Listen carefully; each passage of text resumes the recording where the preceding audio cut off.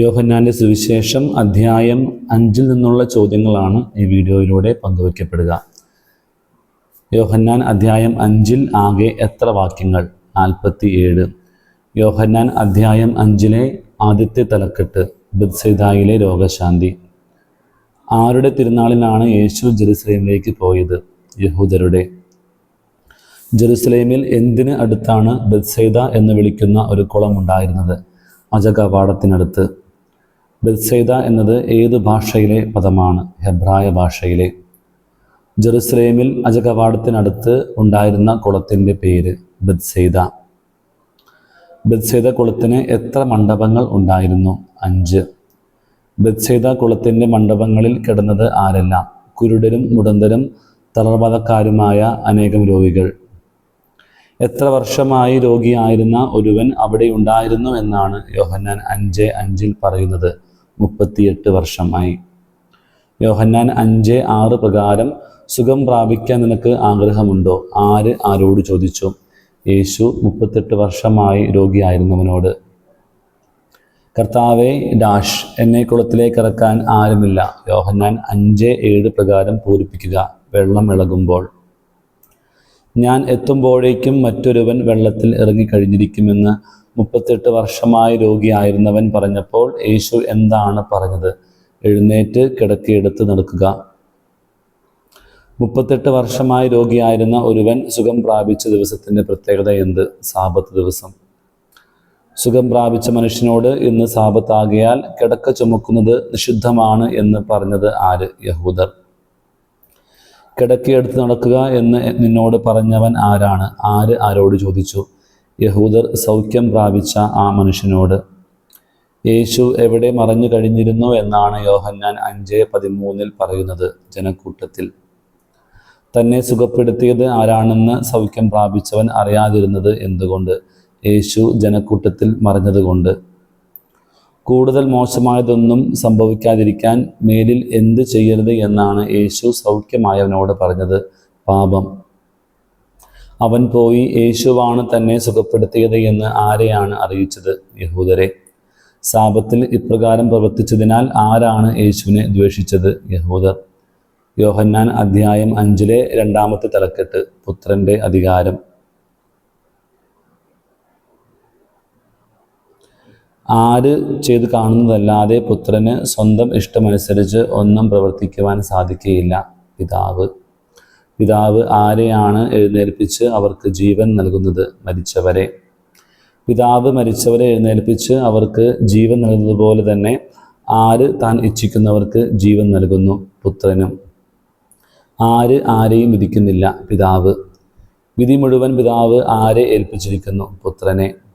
പുത്രനെ എന്തു ചെയ്യാത്തവർ ആരും അവനെ അയച്ച പിതാവിനെയും ആദരിക്കാത്തവരാരും.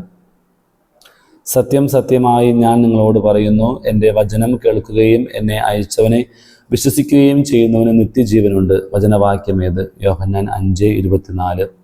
എൻ്റെ വചനം കേൾക്കുകയും എന്നെ അയച്ചവനെ എന്തു ചെയ്യുകയും ചെയ്യുന്നവനാണ് നിത്യജീവനുള്ളത്? വിശ്വസിക്കുകയും ചെയ്യുന്നവന്.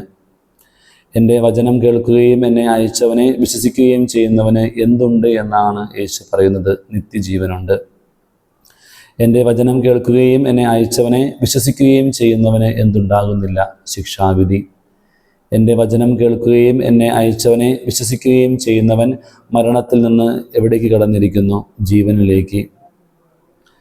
ആര് ദൈവപുത്രൻ്റെ ശബ്ദം ശ്രവിക്കുന്ന സമയം വരുന്നുവെന്നാണ് യേശു പറയുന്നത്? മരിച്ചവർ ദൈവപുത്രൻ്റെ എന്ത് ശ്രവിക്കുന്ന സമയം വരുന്നു എന്നാണ് യേശു പറയുന്നത്? സ്വരം. ആരുടെ സ്വരം ശ്രവിക്കുന്നവർ ജീവിക്കുമെന്നാണ് യേശു പറയുന്നത്? ദൈവപുത്രൻ്റെ സ്വരം. പിതാവിന് തന്നെ ജീവനുള്ളതുപോലെ പുത്രനും തന്നിൽ തന്നെ ജീവനുണ്ടാകാൻ അവിടുന്ന് എന്ത് നൽകിയിരിക്കുന്നു? വരം. മനുഷ്യപുത്രനായതുകൊണ്ട് വിധിക്കാനുള്ള എന്ത് അവന് നൽകിയിരിക്കുന്നു? അധികാരവും. എന്തിൽ നിങ്ങൾ വിസ്മയിക്കേണ്ട എന്നാണ് യേശു പറയുന്നത്? മനുഷ്യപുത്രന് വിധിക്കാനുള്ള അധികാരം നൽകിയിരിക്കുന്നതിൽ. കല്ലറകളിലുള്ളവരെല്ലാം എന്ത് ശ്രവിക്കുന്ന സമയം വരുന്നു എന്നാണ് പറഞ്ഞിരിക്കുന്നത്? മനുഷ്യപുത്രൻ്റെ സ്വരം. എന്തു ചെയ്തവരാണ് ജീവൻ്റെ ഉയർപ്പിനായി പുറത്തു വരുന്നത്? നന്മ ചെയ്തവർ. ശിക്ഷാവിധിയുടെ ഉയർപ്പിനായി പുറത്തു വരുന്നത് ആര്? തിന്മ ചെയ്തവർ. യോഹന്നാൻ്റെ സുവിശേഷം അധ്യായം 5 3ാമത്തെ തലക്കെട്ട് യേശുവിൻ്റെ സാക്ഷ്യം. ഞാൻ ശ്രവിക്കുന്നത് പോലെ ഞാൻ എന്തു ചെയ്യുന്നു എന്നാണ് യേശു പറയുന്നത്. വിധിക്കുന്നു. എൻ്റെ വിധി എങ്ങനെയുള്ളതാണ് എന്നാണ് യേശു പറയുന്നത്. നീതിപൂർവകമാണ്. ഞാൻ എന്താണ് അന്വേഷിക്കുന്നത് എന്നാണ് യേശു പറയുന്നത്. എന്നെ അയച്ചവൻ്റെ ഇഷ്ടം. ആരാണ് സത്യത്തിന് സാക്ഷ്യം നൽകിയത്? യോഹന്നാൻ. ഞാൻ മനുഷ്യരുടെ എന്ത് സ്വീകരിക്കുന്നുവെന്ന് വിചാരിക്കേണ്ട എന്നാണ് യേശു പറയുന്നത്. സാക്ഷ്യം. യോഹന്നാൻ കത്തിജ്വലിക്കുന്ന എന്തായിരുന്നു? ഒരു വിളക്കായിരുന്നു. കത്തിജ്വലിക്കുന്ന ഒരു വിളക്കായിരുന്നു എന്ന് പറഞ്ഞിരിക്കുന്നത് ആരെക്കുറിച്ച്? യോഹന്നാനെ കുറിച്ച്.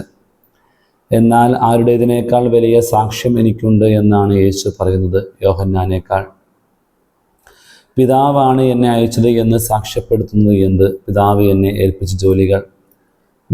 നിങ്ങൾ ഒരിക്കലും കണ്ടിട്ടുമില്ല. യോഹന്നാൻ 5:37 പ്രകാരം പൂരിപ്പിക്കുക അവിടുത്തെ രൂപം. അവിടുന്ന് അയച്ചവനെ നിങ്ങൾ വിശ്വസിക്കാത്തത് കൊണ്ട് അവിടുത്തെ എന്ത് നിങ്ങളിൽ വസിക്കുന്നില്ല? വചനം.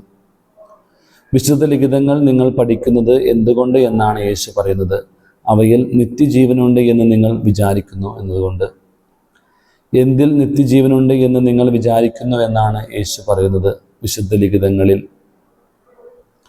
ആരിൽ നിന്നും ഞാൻ മഹത്വം സ്വീകരിക്കുന്നില്ല എന്നാണ് യേശു പറയുന്നത്. മനുഷ്യരിൽ നിന്ന്. എനിക്ക് നിങ്ങളെ അറിയാം, നിങ്ങളിൽ എന്തില്ല എന്നാണ് യേശു പറയുന്നത്. ദൈവസ്നേഹമില്ല. ഞാൻ എൻ്റെ പിതാവിൻ്റെ നാമത്തിൽ വന്നിരിക്കുന്നു, എന്നിട്ടും നിങ്ങൾ എന്നെ എന്തു ചെയ്യുന്നില്ല? സ്വീകരിക്കുന്നില്ല. എവിടെ നിങ്ങളെ കുറ്റപ്പെടുത്തുന്നത് ഞാൻ ആയിരിക്കുമെന്ന് നിങ്ങൾ വിചാരിക്കേണ്ട എന്നാണ് യേശു പറയുന്നത്. പിതാവിൻ്റെ സന്നിധിയിൽ. നിങ്ങൾ പ്രത്യാശ അർപ്പിച്ചിരിക്കുന്ന ആരായിരിക്കും നിങ്ങളെ പിതാവിൻ്റെ സന്നിധിയിൽ കുറ്റപ്പെടുത്തുക? മോശയായിരിക്കും. നിങ്ങൾ ആരെ വിശ്വസിച്ചിരുന്നെങ്കിൽ എന്നെയും വിശ്വസിക്കുമായിരുന്നു എന്നാണ് യേശു പറയുന്നത്. മോശയെ. യോഹന്നാൻ 5:2 സമാനമായ വചനഭാഗങ്ങൾ നെഹെമിയ 3:1, നെഹെമിയ 12:39. യോഹന്നാൻ 5:10 സമാനമായ വചനഭാഗങ്ങൾ നെഹെമിയ 13:19, ജെറമിയ 17:21. യോഹന്നാൻ 5:21 സമാനമായ വചനഭാഗങ്ങൾ റോമ 4:17, റോമ 8:11, യോഹന്നാൻ 11:25. യോഹന്നാൻ 5:39 സമാനമായ വചനഭാഗങ്ങൾ ലൂക്ക 24:27, അപ്പസ്തോല പ്രവർത്തനങ്ങൾ 13:27. യോഹന്നാൻ 5:47 സമാനമായ വചനഭാഗം ലൂക്ക 16:29-31.